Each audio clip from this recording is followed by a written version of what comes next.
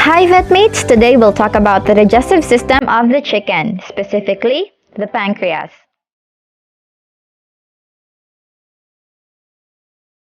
The objectives of this lesson is that at the end, you can identify the pancreas, learn the function of the pancreas, and understand the importance of the pancreas.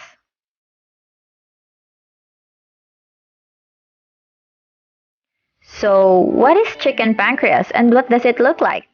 Well, the pancreas is an important organ in the digestive system of the chicken.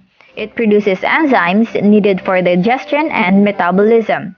It is attached to each side of the duodenal loop and lies between two arms of the duodenum. As you can see on the picture, the pancreas is shown. 2 or 3 ducts pass the secretions of this organ into the distal end of the duodenum via papillae common with the ducts from the gallbladder and the liver.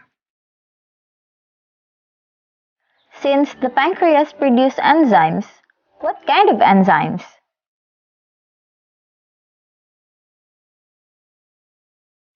Well, the pancreas produces pancreatic juice.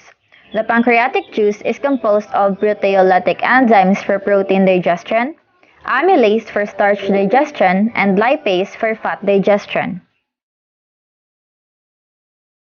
The pancreas produces hormone, insulin, and glucagon. This is for the regulation of blood sugar levels and metabolism of carbohydrate. I hope you learned new things about poultry, vetmates. See ya! Kokogao!